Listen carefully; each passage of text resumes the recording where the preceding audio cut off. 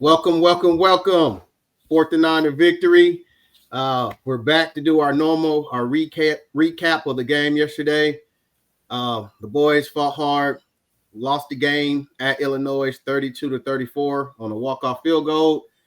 Man, it was a hard pill to swallow. Definitely a game, as we discussed pregame, we really need it. But as always, Trojans will fight on. Uh, we're going to get into this. A lot to discuss, a lot to talk about. And so we're going to get into our recap of kind of what we've seen, what happened through the game yesterday, and we'll get right into it. So, as always, regardless of the loss, we still call it Victory Sunday because you never want to lose a lesson in the loss. Just because you lost, don't lose the lesson because you'll repeat it. So what we want to do is just look at some things the team did well yesterday. I always want to start off with kudos. We support these kids. We support this team no matter what. Even if we don't win a game all season, we're going to forever fight on. We're going to forever be Trojans. We're going to forever support them. With that being said, B, what were some things you seen yesterday that USC did well and that we need to continue to do to, get this thing back on the winning track and be successful as the season go? Well, thing that I saw that we did well was, Lincoln Riley being Lincoln Riley, doing Lincoln Riley things. And the offense was especially in the second half, it was running on all cylinders. He was pretty much getting what he wanted when he wanted up and down the field on yesterday. So that gives me hope. I also saw we us bring in the true freshman quarterback who's on those Longstreet, was able to pick up a key first down. Also, almost got into the end zone, so that's very promising. The run game, Mr. Wayman Jordan on the ground, although he did have a fumble, he did. I think the running game amassed over 100 yards. So again, Lincoln Riley is making good on his promise with running the football, and also, our receiver, Mr. Makai Lemon. That kid is special. You talk about being one of the top receivers in the country. I think he caught over 130 yards. He had over 139 yards catching, two touchdowns. One unfortunately was called back. Could have had three on the day, but that's something that the offensive line have to clean up. But for the most part, what I saw promising was the offensive line and the receiver of Mr. Makai Lemon, and also our quarterback, Mr. Jay Maava. He did throw a pick in the game, but shook that off and came right back and threw what I thought was the winning touchdown to Mr. Lemon. So kudos to the offensive line. Kudos to Lincoln Riley for doing Lincoln Riley things. Yes, sir. So I'm gonna I'm gonna echo the same things pretty much I had on my list that we did well yesterday. Makai Lemon, yeah, he had 151 yards receiving. Those two touchdowns, like you said, should have been the third, but that's here or there. Lincoln Riley continue calling the game like he's calling it. I seen it a little different in the first half. I mean, there were two drives we didn't score on. One was a fumble where we were still driving down the field, and so on both of those, it wasn't play call or anything like that. The team, had some mishaps that hurt themselves.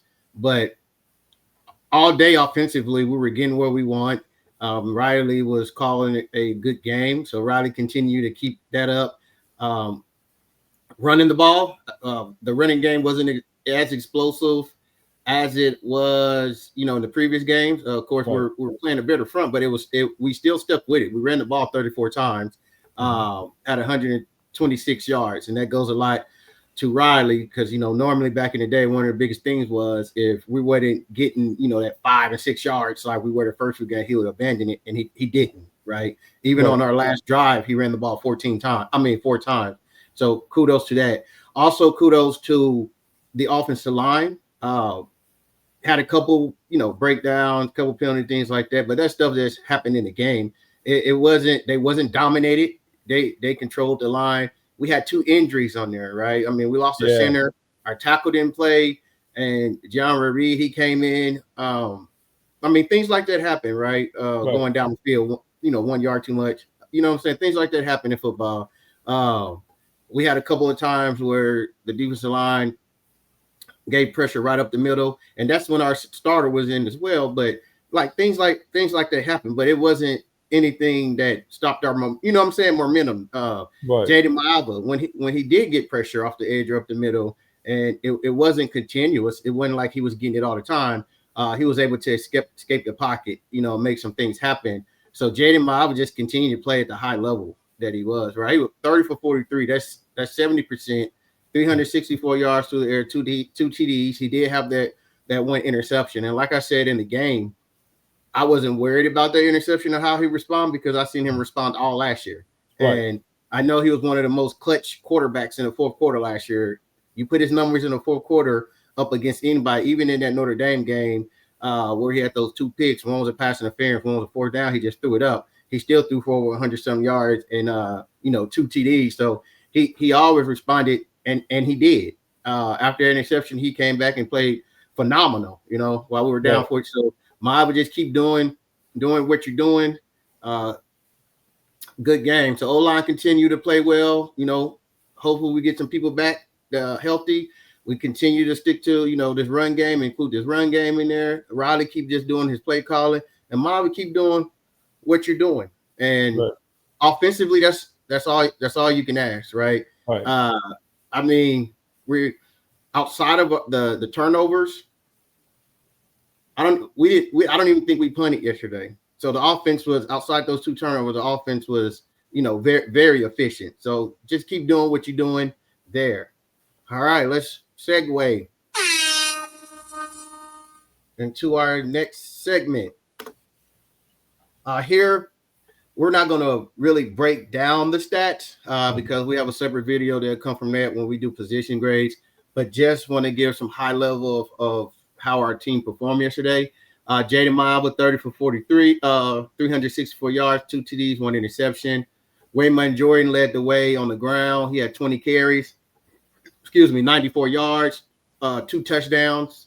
Makai Lemon led us in receiving with 11 receptions for 151 yards and 2 TDs. Mm-hmm. Looking at the defensive side, Desmond Stevens led us in tackles with 9 tackles. He had 4 solo. As far as tackles for loss, we had 2 people that was – we only had 1 tackle for loss. And – no, 2 tackles for loss that were tied. Braylon Conley and DeCarlos Nicholson on that corner blitz. So our defensive backs led us for tackle for loss. We only had 2 on the day. And as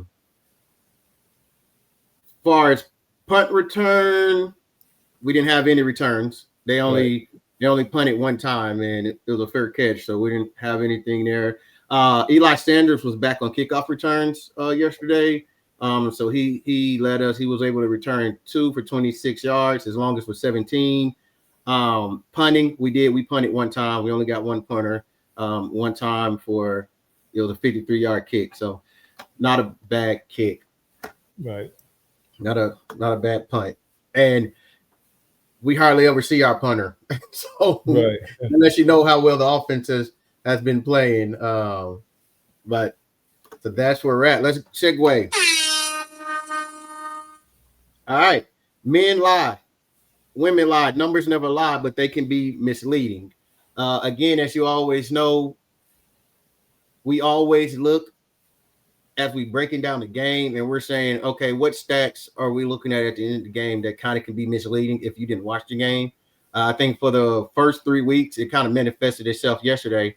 The first 3 weeks, we both had the same thing all the time, that it was the total number of rush yards that teams had against us was not telling the whole story of the struggles with our run defense and how teams were running the ball on us and gassing us. Due to sacks and negative plays, things like that, that total number was being miscued.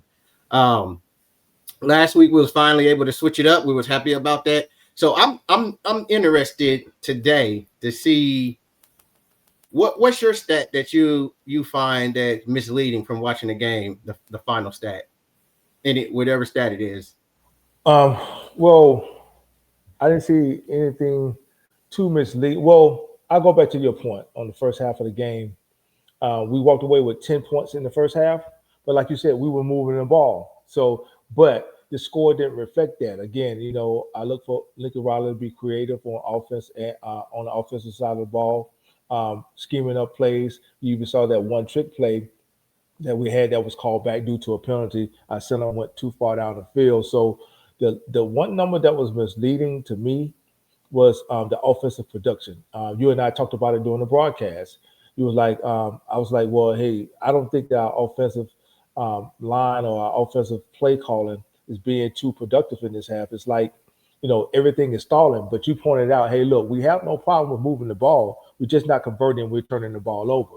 So I would like to give you your kudos on that. You did point that out. So that would be the one thing that would be misleading for me offensively that that weren't showing on the scoreboard itself. But the numbers, like you said, never lie. But hey, look, the score, the final score in the first half was misleading.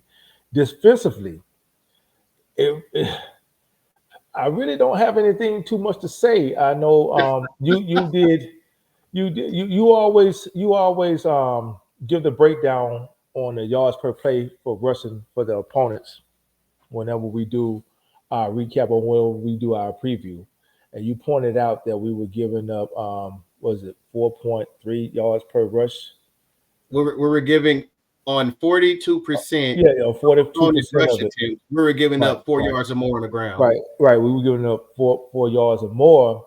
But me, I was looking at it more so from the optimistic side as far as, okay, well, look what our TFLs are doing and look what our sacks is doing. Well, again, you pointed out that could come back to bite us, in the rear end. And it really did on yesterday.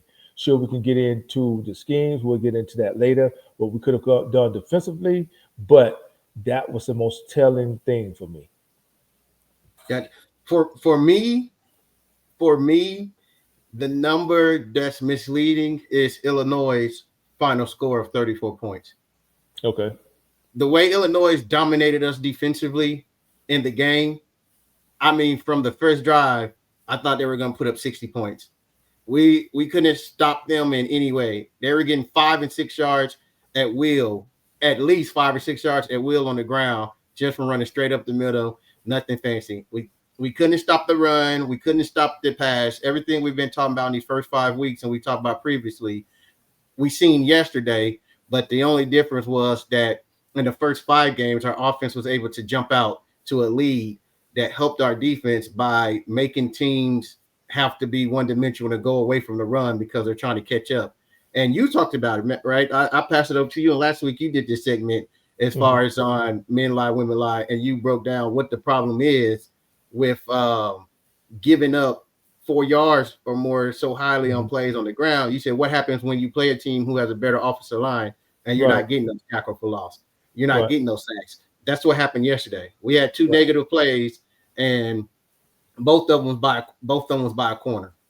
None of them was made by defensive line or linebackers, right? And so what's misleading is their final score for 34. Illinois, we've only stopped them from getting in the end zone 3 times. One time was a punt. The other 2 times, they fumbled the ball in the end zone, right? If they don't fumble on 2 times, that's another 14 points. And the 34 points they put up is not indicative of the domination of their offense on our defense yesterday.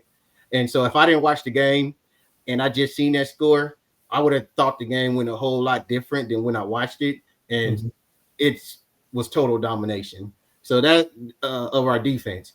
And so that's the stat that sticks out to me that's misleading. All right. Time for our next segment. Hey, this might take the Never accept anything you wouldn't in a win that you wouldn't in a loss. Of course, we lost, but we're still going to do this because again, you never want to lose a lesson in a loss. You already experienced the loss. Don't lose the lesson.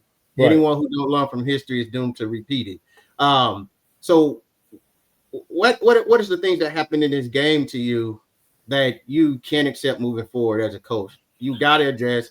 And again, I gotta know how you feel about this. So if it's something that the coaches need to address for coaches or whatever it is, what do you if you're the coach, you're addressing? For me, this is going to be similar to a vent session, but I'm going to start with the players.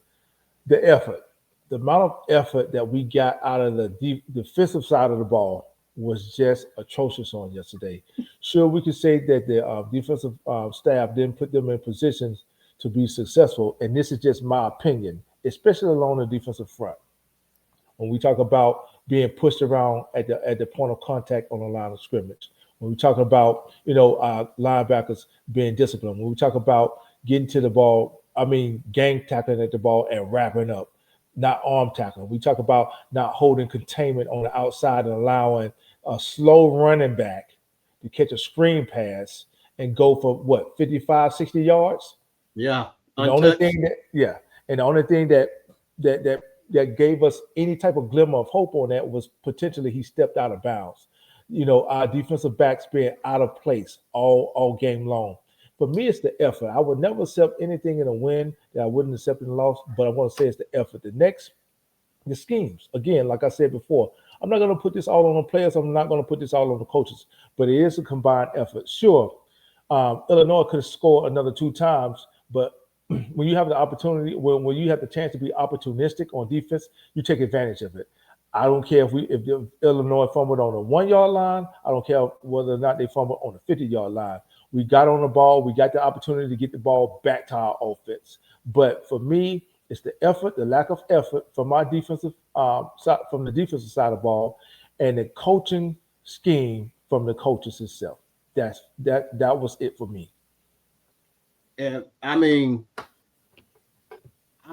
from what we were talking about in text and what we've been talking about yesterday, right. I had all this stuff ready for you, and then you put a 180 on you. Huh? Yeah, you come in here and got my responses. When I sent you the question, did I send you my answers too? Right. But again, what I wouldn't be able to, accept in a win that I wouldn't in a loss, and I'm definitely not going to accept it in a loss in the next game. It's the same thing. I rewatched the game 2 times, man. The effort in the front 7, right? Like you said, effort is the one thing nobody can take away from you. That's the one thing you can control yourself.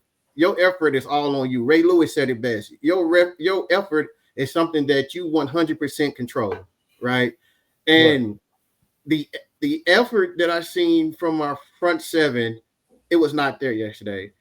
Our linebackers were standing and catching and waiting, right, for the offensive line to come to them, not playing downhill, not attacking. Right. The defensive line was just getting blown off the ball right at height, right? Mm-hmm. When I see a 3 technique, 5 yards next to the linebacker on his backside, that's a problem, right? Mm-hmm. Like, I can't accept that. And it was over and over again. And I'm seeing you on skates. It was over and over again. It was the effort, the non-physicality of our front 7. I can't accept that, right? Mm-hmm. And like I said, we've been seeing it all year, and it finally came back to bite us in the what, right? We've been talking about this.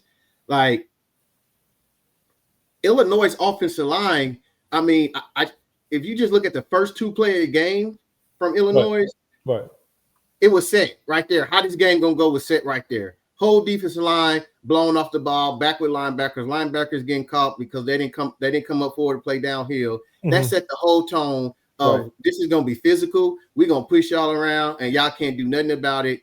And we never did. So I can't accept the effort. I can't accept the non-physicality. I can't accept the being out of position. Mm-hmm. I can't accept. Chris, let's talk personnel real quick. Hold on. Let me. Okay. Go ahead. Go ahead. I can't accept the non. Even though I don't think it would matter, you still got to try something different. And we never switched up on defense. Right.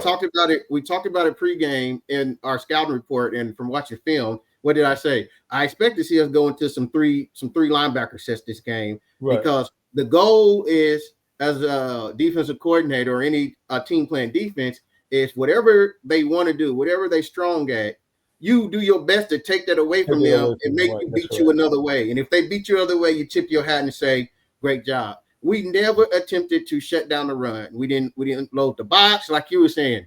Forget since the linebackers are not playing downhill, just go ahead and line them up in the gap. Line them in the gap. They're getting pushed back anyway. But Right. At least right. it'll be a little clogged up and a little easier for you know what I'm saying. At least it might get for Illinois to run. At down. least it'll be easier for them to run if the gaps are clogged. Yeah, and clog up. So I can't accept that. I'm getting on the defensive staff because if I'm the coach, I don't feel like we came in with a good game plan because the game plan should have been sell out the run. And then once we found out we couldn't stop the pass, we couldn't stop the run, you got to choose your poison. And the poison should have been we sold out to stop the run. If they beat us over the top, and at least our offense is getting the ball back and they're not controlling the clock and they're not just going working their way down the field, getting 5 and 6 yards every time on the ground. You know what I'm saying? Slow death. That's what I call a slow death, Chris. Yeah, on the ground. The ground. And so to sum it up, we both saying the same thing. The overall defensive performance we can excel from coaches down to players to that. What did you want to say before we go to our next segment? I was going to ask you. Let's talk personnel along the defensive line for a minute, and you hit the nail on the head. You know, either you're going to kill me quick. Either you're going to kill me quick over the top, or you're going to kill me slow with the run. I'd rather kill me quick over the top. That way, at least we get the ball back with an opportunity to win the game. I trust us. I trust our offense because our offense has been playing at a great level all day. Right. To have a better shot in a shootout with Illinois, right? Because we got the better quarterback, wide receiver skill. I would trust us more in a shootout, right, than a game where it's going to be grounded out and pounded because we can't stop. You know what I'm saying? The run. Right. So we should, let's make this a shootout, right? Let's make it a shootout. That's what Riley is known for shooting it out. To me, I think the defensive personnel wasn't the right one to have in this game. Like you mentioned before, you expected to see in our pregame, you expected to see some 4-3 linebackers. Okay. Well, if you weren't going to do that, at least put some beef along that defensive line so we don't get pushed around. I saw the same personnel up there. Some of them getting double teamed, and like you said, we'll put on skates. And instead of the linebackers being proactive and coming down here, we were being reactive and not touching the running back until 4, 5, sometimes 6 yards, into the field of play before they were getting touched. And some of them, some of the tackles we whiffed on. So for me, if I got to pick my poison, I'd rather you kill me in the air. That way, it's a fast score. So I have the opportunity to come back and get the ball last. You and I talked about it after the game during text. The only difference, and I may have mentioned it during our live, the only difference between that game yesterday and the bowl game against Texas A&M was that we got the ball last. That's the only difference. We didn't stop anything in that bowl game either. It's just that Riley, and again, kudos to Riley, put together a master plan on offense to be able to put us in a position to where we could lean on the defense, which is why we went out and spent the money on the staff to be able to get a stop. So if you can at least get a stop, we seen it in a lot of games last year, right? Right. We seen it against Notre Dame. Notre Dame was a similar type of game to this, where they just ran the ball straight down. We seen it against Minnesota last year, where we had a lead in the fourth quarter. Yes, the offense wasn't playing like it's playing this year, but we still had a lead and we gave a touchdown on the last drive.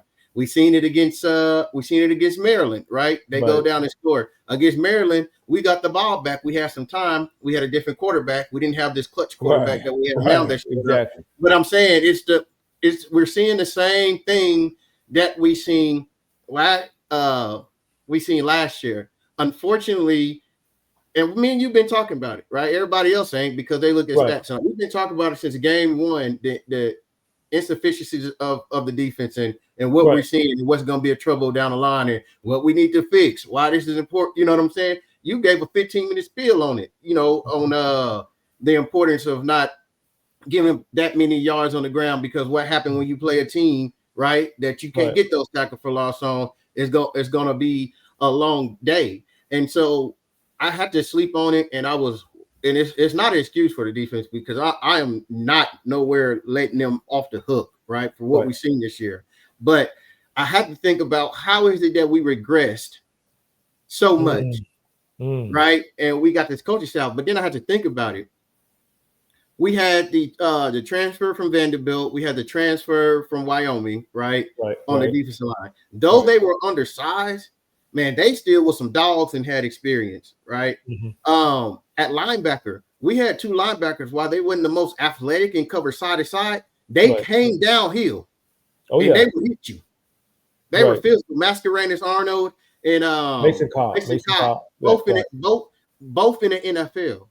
Our starting last year, but in the NFL. Our starting corners last year, both in the NFL. So I had to look at this. Wait a minute. Were we naive coming into this season saying that defense was going to carry this team? What people were saying, they had questions about the offense, that the defense would be fine. But did you look at how much NFL talent that we lost? They might then go first, second, or third round. They still in the NFL, right? And so check this out. Now we're playing true freshmen and redshirt freshmen at corners. That's you. You look at our defensive line. We have one senior in Anthony Lucas and Keyshawn Silver that came in. The oldest other person that's on that front is Tompkins, which is a junior. Everybody else is a sophomore and true freshman. So what we're seeing is a lot of youth and inexperience getting used to the college level, right? And I think the issue is, instead of people taking a step back and said what we thought about this defense and what they were going to do coming to the season, like me and you, we don't get to watch them practice. We don't get to see all that. But all we heard that was coming back to us was how fantastic this defense is. The offense is going to struggle. The defense is going to carry them, right? And how great this defense line is going to be dominant. It's going to be the best in the Big Ten. That's what we were hearing. But I think we should have took a step back. Like I had to do overnight and think about this and say, why is this a regression? But when you lose that much senior talent, they're in the NFL, and now you're playing a lot of inexperienced, young guys. All this comes with the learning curve. You see what I'm saying? All this come with being young, and body's not fully for sure. Illinois have they got like 5 seniors on that offensive line. Return everybody from last year, and they're going up against our true freshmen, right? That still, like right now, you would consider undersized to play on the interior. You know what I mean? Right. Keyshawn and Josh Jarrett is really the only ones we got that's truly at that big 300 weight that, to play on the interior. And so that's why I think we're seeing this bigger regression, is because it's the youth and experience. The other reason why is that when Deanton Lynn got there defensively, we didn't really have much. So the focus was, let's start on the defensive line, right? They went to the portal. They tried to bring in some beef. Last year, they were beefing everybody up, putting weight on them. It's like, let's address the defensive line first so that we can try to compete now, right? So by far the defensive line, even though they were whipped yesterday, I can't make an excuse for them. That's still the best position group on our defense because they addressed that first. And then everybody was like, why are we taking all these cornerbacks? Why are we taking all these cornerbacks in this 26 class? You see why, right? With all these injuries, the depth, and you have to bring these guys in. It takes a couple of recruiting class, but I just think a lot of people were banking on this defense to be great. We were speaking on how great this defense was going to be. The defensive line. Remember, that's what we were told. Right, and defense, right. And then we seen it in game 1, we seen it in game 2, we seen it in game 3, and we seen it against not that great of talent, the deficiencies, and we were making excuses for it, right? Let's just be real. Oh, it's because of rotation. Once they get the rotation, Deanton Lynn hasn't brought out, Deanton Lynn hasn't called half of what he's gonna call. He's just using this as a preseason, and when the writings on the wall have been there since game 1, as you know, that I have been pointing out. And I think it's to the point now that people just don't want to say, I was wrong about this defense and the expectation and the ceiling that I thought I had for them this year. And instead of just saying I was wrong about this defense is struggling. There's a lot of holes, youth, inexperience, non-physicality. They look for excuse elsewhere to the offensive side to try to blame the offense, and just instead of saying I was wrong. Right. I absolutely agree. You get no argument from me here. My question is, will it, of course, it's going to help, our secondary next season. Like you said before, we got a lot of youth back there in the secondary. We also got some youth along the defensive line. My question is, uh, after this season, we lose Ramsey. We're going to lose Gentry. We're going to lose the heartbeat of the defense right now. Hopefully, these kids are soaking up experience.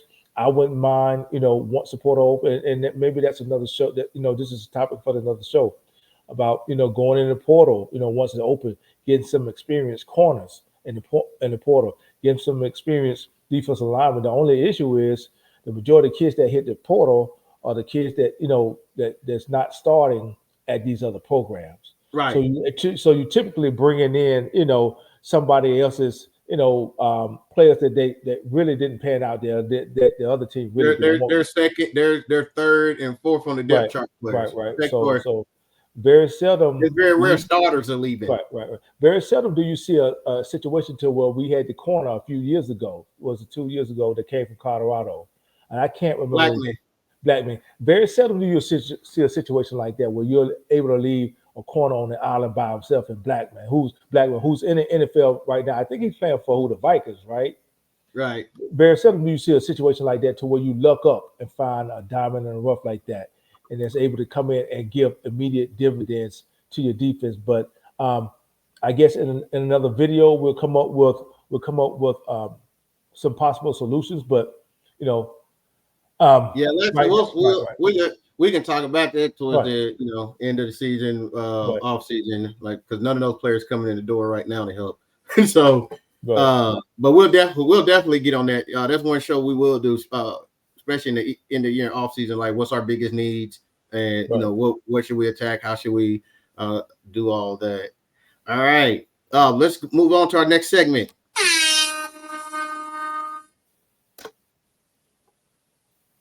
What was your play of the game? On offense, I the mean, only no, it's the play. It don't have to be offense. It can be defense, okay. whatever. It I'll go don't even have. defense. I It give a don't even. right. I give a I It, give one of the few silver linings. I'm going to go defense. I'll let you go offense. All right. I give nah, one. don't do that. Go. You Don't do go. that. All Hey, right. look. Hey, I'm gonna tell you now. I'm not the benevolent one today. You're not all right. I'm not. Well, Hey, I'm gonna I'm gonna give a silver lining for the defense. None other than our All-American linebacker, Mr. Eric Gentry. Even though we didn't hear his name called on too many occasions on yesterday, that punch out at the goal line because that kid. Let's not be mistaken. That kid was about to score.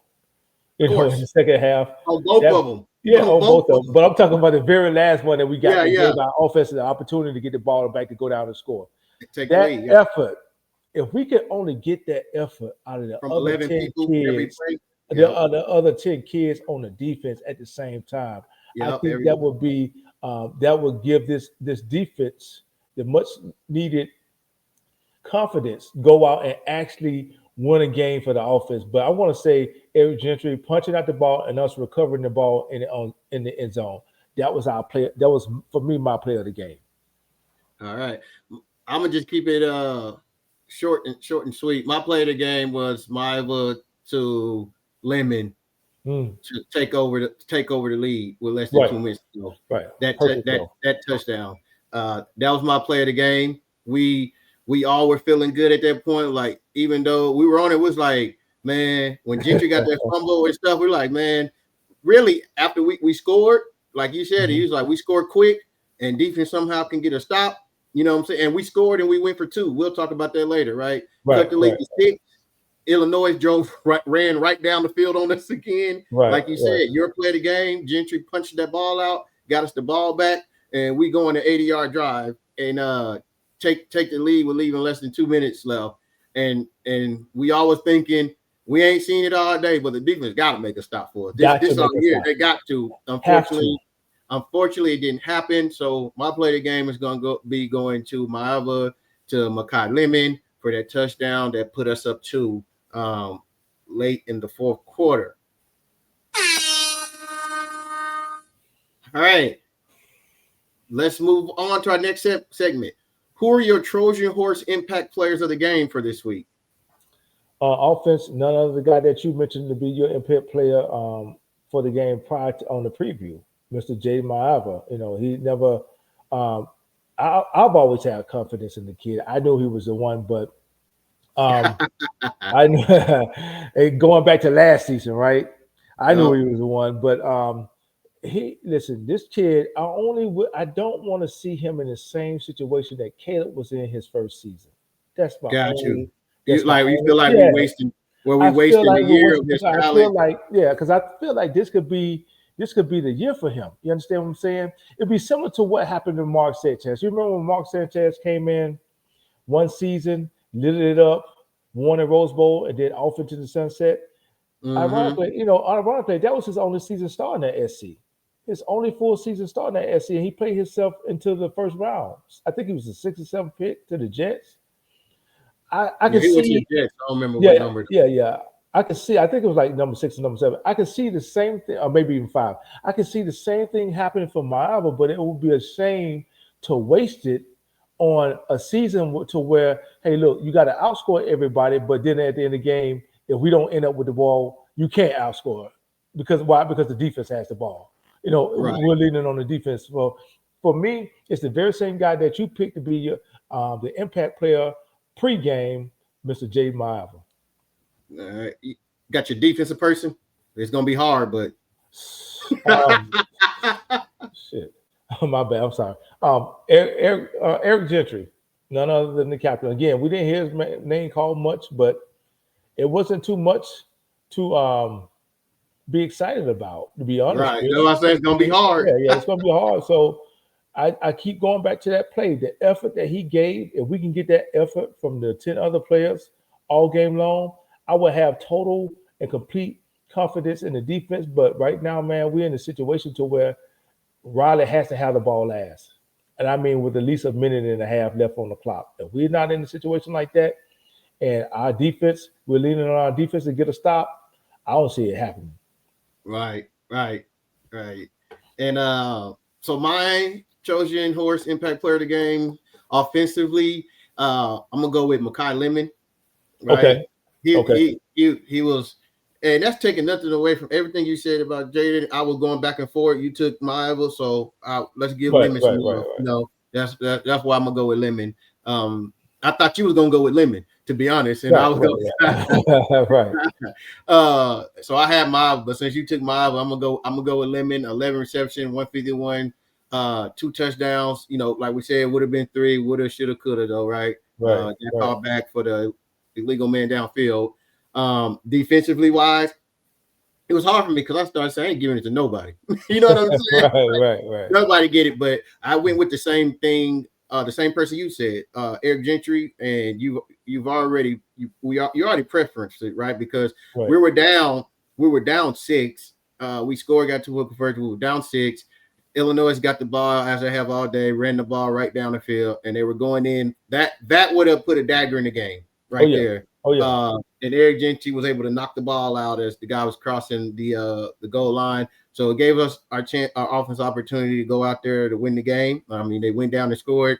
Unfortunately, defense had to come back out, and it didn't go our way. right. But offensively, I'm going with Lemon. Defensively, I'm going with EG. Man, I just want 1 week for EG to not be our defensive Trojan impact player of the game. Right, right, For 5 right, weeks, we both have. right. I think 1 week I had Bishop Fitzgerald when he got the 2 interceptions, but Yeah, yeah, you did, yeah. other than that, it's a constant EG, right? That could be a good thing and a bad thing, but right now, how we're looking defensively, it's a bad thing that it's the same Right. player every week, right? All right, let's go to our next segment. 4th and 9 to victory. It's time for our down series. Right. So, first down. What did you learn about our football team? What did you learn about our football team yesterday? I That learned you that I learned that what I had suspicion of, but no, I'm not going to take that back. You had the suspicion of it. I didn't. I saw the silver lining, but I learned that our defense looked like the same defense we had under what's the Grinch, guy's name? What's the guy? Grinch. Yeah, yeah, Alex Grinch. Yesterday, if you had not told me, if I had not known who that we had hired a new DC, I would and I saw that game. I could have sworn that we had Alex Grinch. I was like, man, did he show up for work and did that to learn, go somewhere else? I mean, what happened? Did our defensive staff check out? Did they get food poisoning too? Hmm. What happened? I felt like the play calling was horrendous to me. Um, at the point of attack, we couldn't get off blocks, and you mentioned that before. Our defensive line is not shedding blocks. Our linebackers are being reactive as opposed to being proactive. The defensive line was getting pushed back into their laps.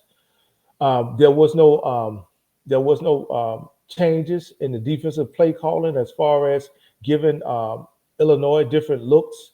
At least bringing the linebackers up in the gap, even if you weren't going to blitz them. Me personally, after taking a beat like that in the first quarter, second quarter, third quarter, fourth quarter, I'm going all out blitz. You won't run it another, 2-3 yards on me. You're going to have to beat me in the air again. I'd rather you kill me fast with a pass than kill me slow with a run. But on yesterday, Illinois chose how they wanted to kill us when they wanted to kill us. Now I hate to use that analogy, but if I'm gonna lose, I'd rather lose fast. That way, I at least have the opportunity to give me back the ball. So, what did I learn about the team? We still don't have a defense. Right. Um.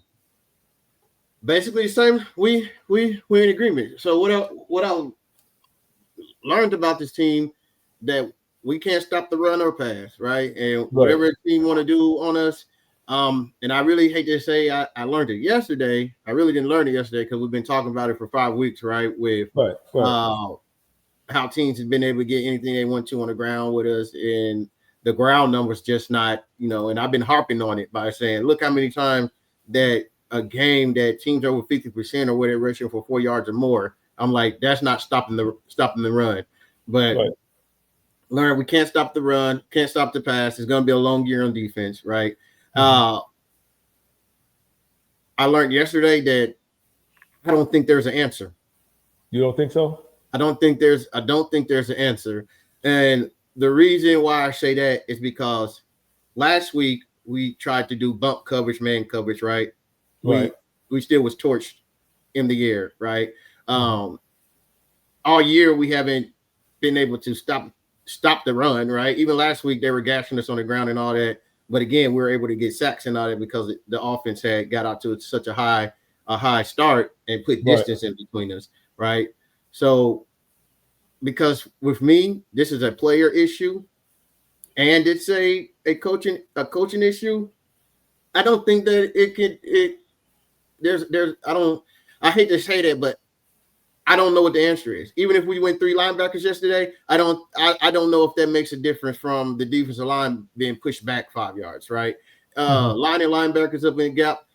I don't think that helps. I don't think that takes away the non-physicality of their offensive line just dominating us.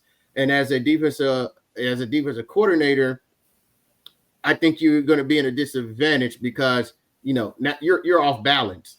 It was so easy for Lynn to be off balance yesterday because true they were getting 6 and 7 yards of carry on first down. So when you're staring at you in second and twos, third and two, the playbook is open. You can run our pass. Uh, we had them in one obvious pass situation and we still gave up the third and 14. Yeah, it was, Third. it was 30-14. Right. Like I seen us play off, right?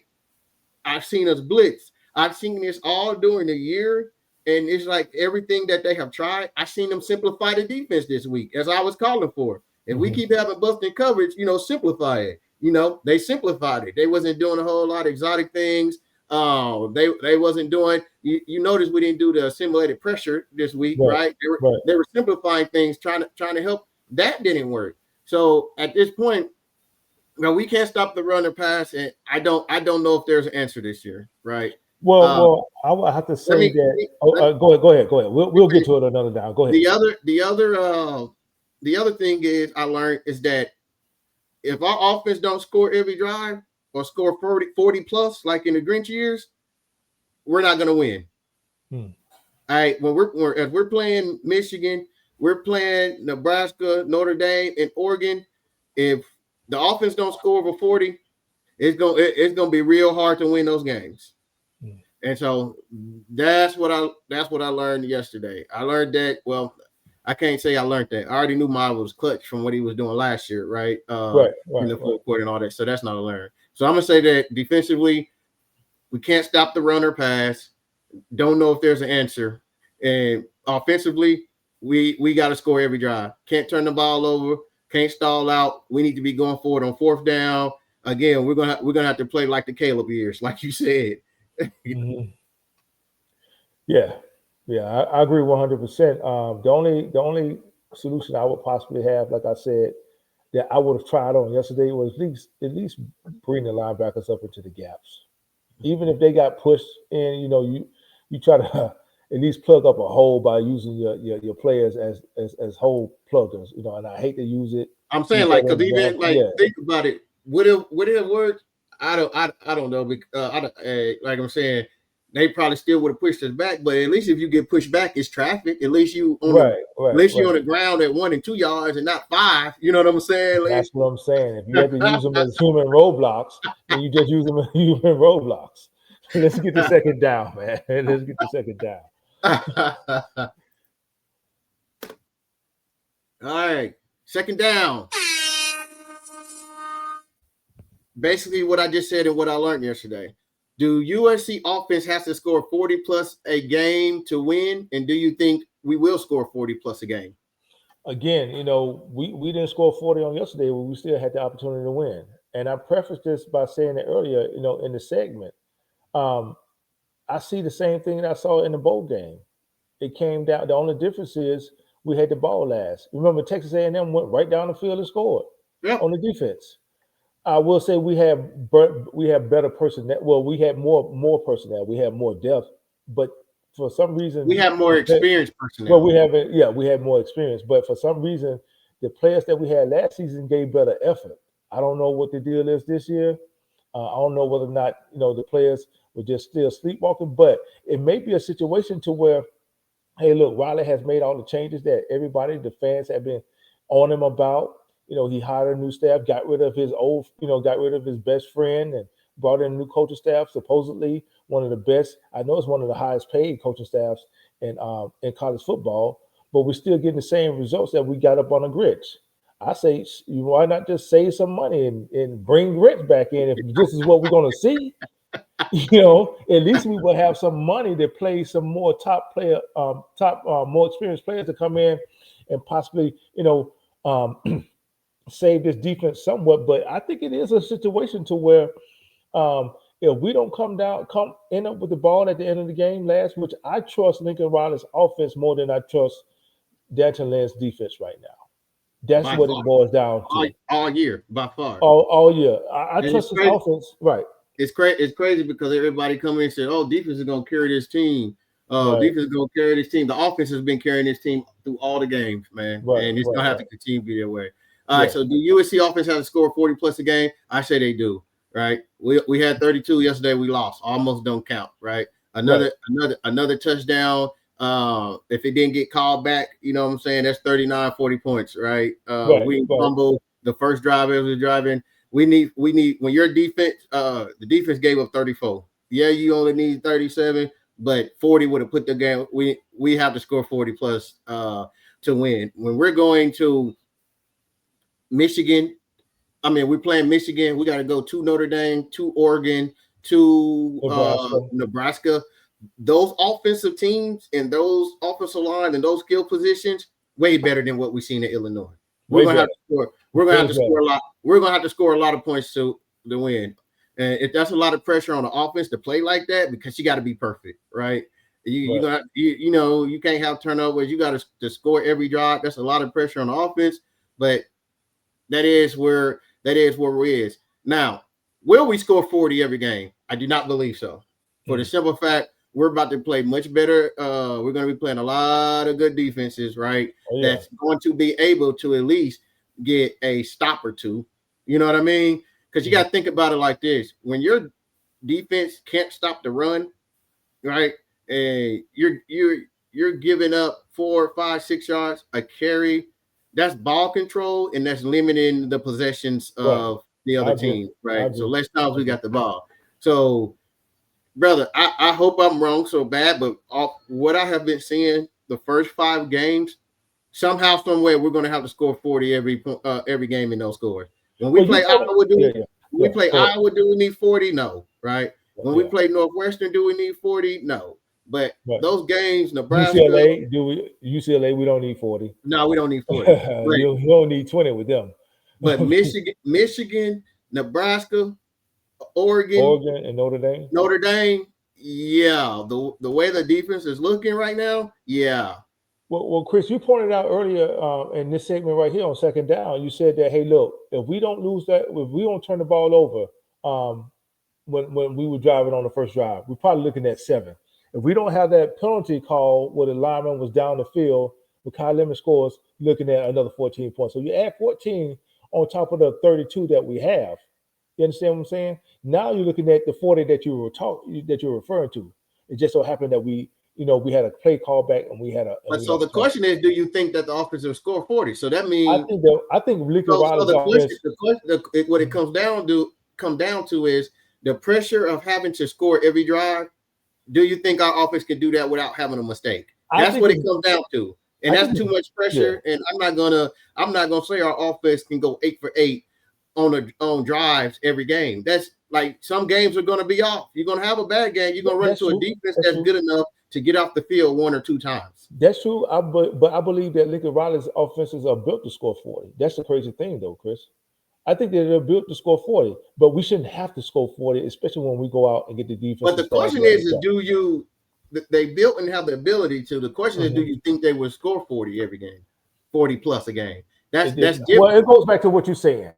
Credit on that. The time of possessions. Will we see enough possessions to do it? It goes on that. And do you trust the offense enough that they can play perfect every game with no mistakes, not having to punt? I'm saying that's too much to ask in the offense, and we're going to be playing defenses that's better enough that can get 1 or 2 stops. You know what I'm saying, in the game in possessions. It's tough to do. All right. Let's go on to third down. Let's break it in half, but let's try to get to it because we was going for 2, the right call, and did USC score too soon on the last drive? Let's break it in half. First, let's talk about was going for 2 the right call? Yes, I believe going for 2 when we're down 14, we score, we went for 2 was the right call. Why? Because Riley's philosophy was I'm being aggressive. My offense has pretty much had success all game, right? Outside of us messing up, beating ourselves, they haven't stopped us like we haven't stopped them. We're down 14. We get 8 here, we down 6. If I don't get the 2-point conversion, we still got to get the ball back at some point and score again, and we still have another opportunity at a 2-point conversion to tie the game. So for me, Riley was saying, all right, I'm going to get this 6. We're going to get this 2 to go up 8. That way, the hopes was that, you know what I'm saying, the next time we score, we'll take the lead, right, and be up by 1, which is what happened. But we all know what followed after that. So I'll let you go there before I go to the next one. Yeah. I believe it for the very same reason. But I have somewhat of a different take on it. I believe that Riley went for the 2 because he knew his defense couldn't get a stop, and if push comes to shove, he would be up at least 1 point at the end of the game. But it didn't work out like that. So I'm in agreement with it just for a different reason. Got you. Well, it did work out like he was up 1 at the end of the game. but it was also like he thought his defense could not get a stop. So, right. That's what I'm saying. That's why I said I don't want to go in overtime. Right. You know what I'm saying? All this. So let's do this. And I still have the ability that if I don't get it, then when we have to score again, go for 2, it'll be tied up. Last one. Did they score too soon on the last drive?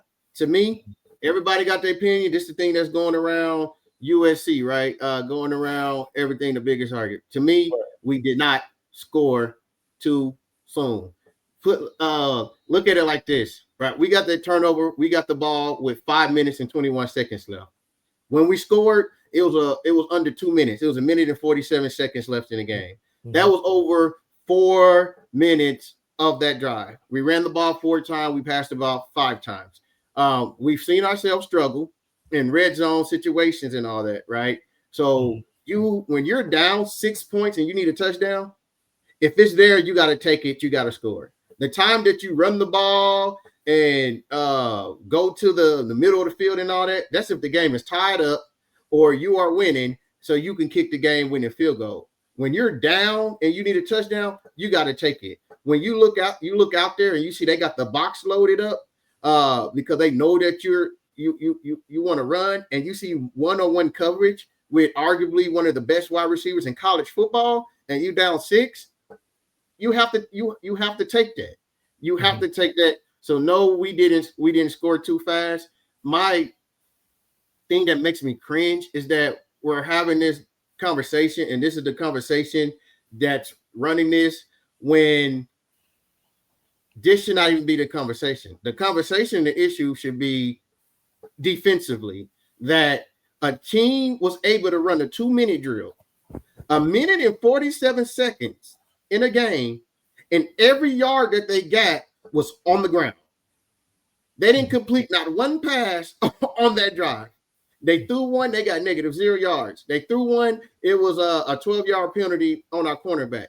Everything else, right, from the 25-yard line all the way to the other 25-yard line, every yard was gained was on the ground.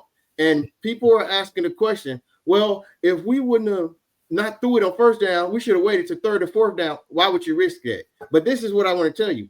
The team got the ball with 1:47 left, right? Mm-hmm. Right. If we would have scored on fourth down instead of first down, you're looking at like 40 seconds. So that means they would have had 1minute and 7 seconds left on the clock, right? But let's look at this. They got it at 1:47. They had to waste 40 seconds in field goal range so we wouldn't get the ball back to kick the ball.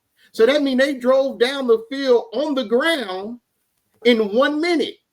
So even if we didn't score on first down and we waited to fourth down, they still would have drove down the field and kicked the game-winning field goal. This is about the defense. Last week against Michigan State, we seen before halftime when we scored, we kicked the ball off in 32 seconds. Michigan State went down the field, got in field goal range. Thank God they missed it. I don't know why we're having this conversation, guys. The conversation should be around this defense and how bad they was dominated and how you let somebody punch you in the mouth to run a 2-minute drill all on the ground. And that's all I got to say about that. Well, I would echo that, but my opinion differs from that. When you know that your defense is having problems stopping the run or stopping the ball, stopping the offense, period. Sometimes your offense has to become your defense.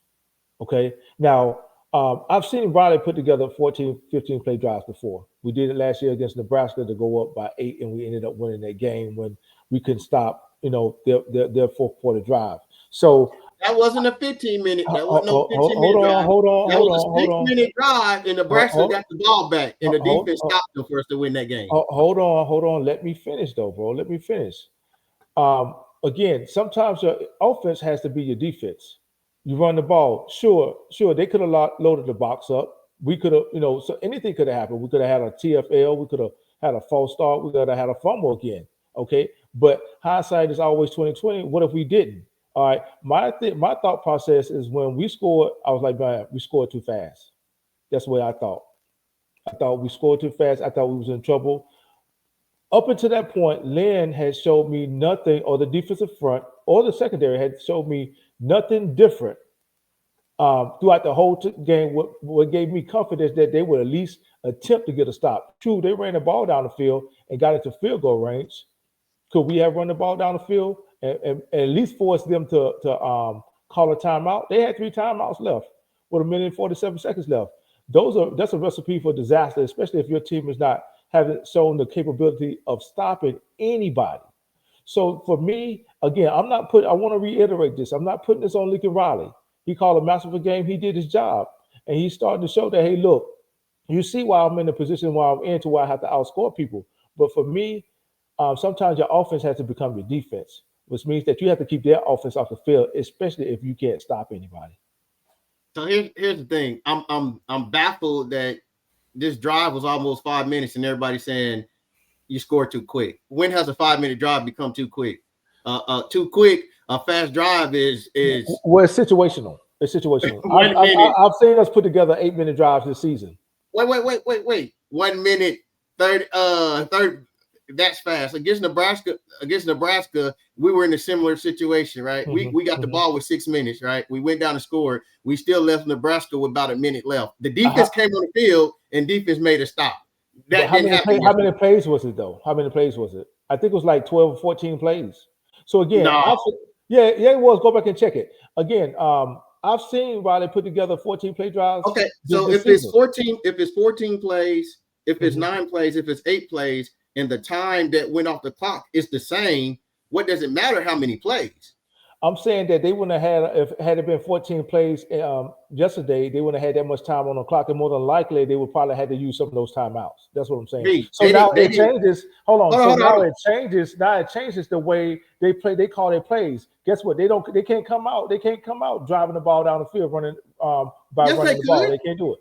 With a minute left. You know how I know they could have because they got the ball with 147, right?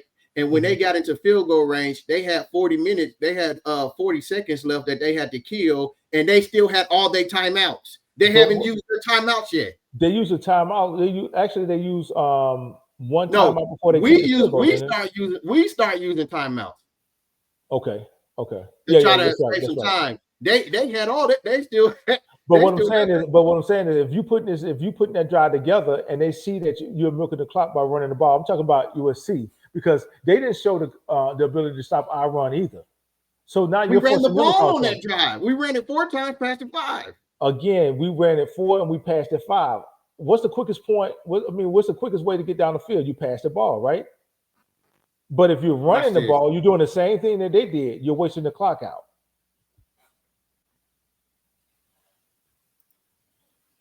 Because down the distance matters, right? When we're passing the ball, it was 3rd and 4th down on that drive.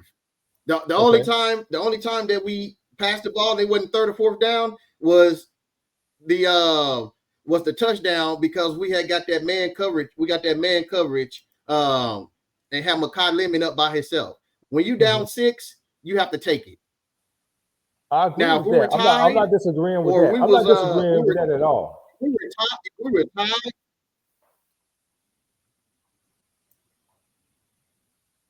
All right, 5-yard run, 2nd and 5, 2nd and 5, 4-yard pass, 31, 9-yard run, 1st and 10, 3-yard run, 2nd and 7, 3-yard pass, 3rd and 4, 9-yard pass. All these third and fourth down, 1st and 10, 18-yard pass, 1st and 10, 13-yard run. 1st and 10, they loaded the box up again to the stop us, and we had arguably one of the best wide receivers in the country. Man, oh man, down 6, you have to take it. But again, we can agree to disagree. Everybody gonna. Yeah, I agree. You have to take that. I'm not disagreeing with that at all. I'm just saying that sometimes you have to use your offense as your defense when you see you can't stop anybody. and my whole thing about this is, that shouldn't even be our conversation. Our conversation should be it's a doggone shame that a team ran the ball on a 2-minute drill and they completed it by running it. And it's not like it was through the air. That's wild. Like, that's mind-boggling. All right. Let's go on. 4th down. No. Did we? Yeah, we talked about that. 4th down. Give me 2 quickly, or if you just have one. What was the most disheartening thing about this loss? The most disheartening thing was about this loss was, even though we played poorly, we still had the opportunity to win it, and we saw the same thing that we've seen over the last 2-3 seasons. Well, actually, over the last 4 seasons since Riley got there, the defense can't come in and do their jobs. That's the most disheartening thing, and to see team, especially our quarterback, go out there, play his heart out. Our receiver go out there, play his heart out. Our offensive line, kudos to the offensive line too, going out there and playing their hearts out and to get beat like that. Yeah, man. So for for me, the first is it's not that we lost, it's how we lost. Right. And when I say that, I mean total domination of our defense. They ran the ball 34 times, 24 times were for 4 yards or more. Going into this game, teams are averaging, 42% of their carries is going to be 4 or more rush yards, right? Now, after what they just did, it's up to almost 50%. That's bad. Mm-hmm. They had a 503 total yards, average 5.1 yards a carry. Like the way our defensive line and linebackers were pushed around, that's disheartening. The way our DBs were getting torched and out of position, that's disheartening. So it's the way that we lost. It was total domination, right? We had no answers for them defensively, schematically wise, personnel wise, physicality wise, effort wise, nothing, right? Brent Beamer said, "Oh, when they scored, I knew we was going to get in a field goal. All we had to do was just keep running. All we had to do was just keep running right up the gut, and we were going to run all the way down the field."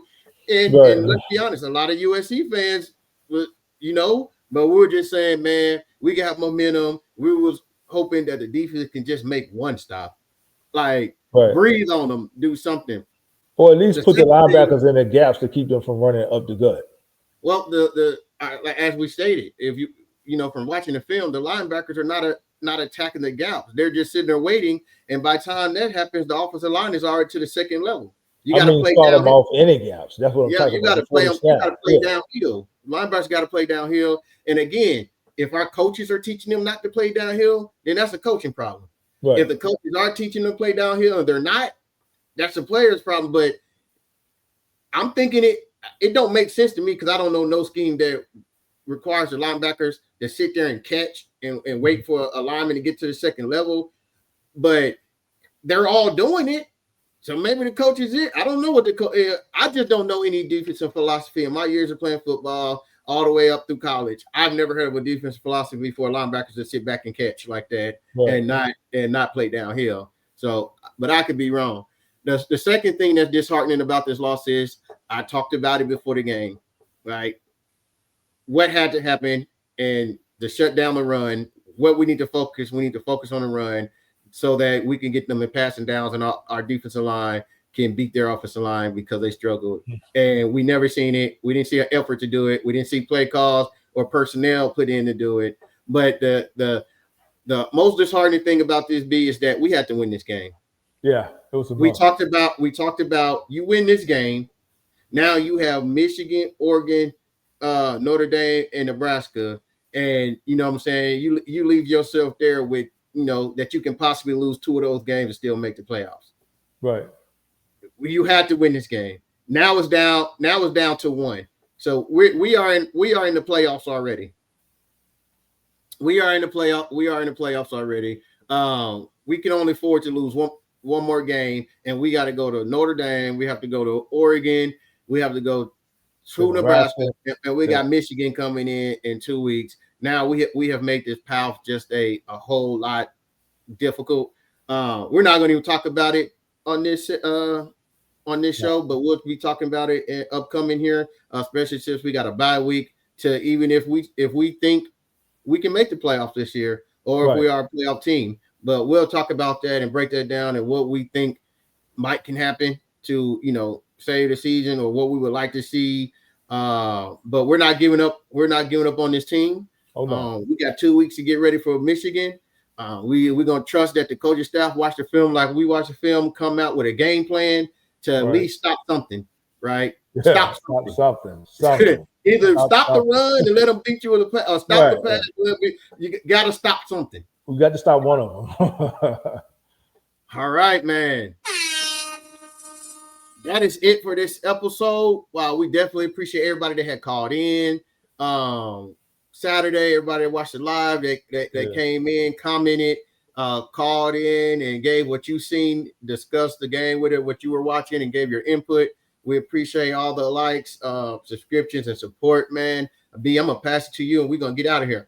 Well, man, continue to subscribe to the channel, hit the bell so you get notifications when we drop content, when we go live. Again, shout out to everybody that came out and supported the live. I don't know. We may do something this weekend. Chris and I have to get together and see. But other than that, that's all I have. Thank you for supporting the show. Yep. And be looking out. We normally do it Tuesday, but since we got a bye, we will be moving it a day back to the middle of the week. So be looking on Wednesday morning. We'll be dropping our position grades video. So be looking for that Wednesday morning. And as always, we appreciate everybody. Hit that bell, like, subscribe, share. Until the next time, fight on. Fight on.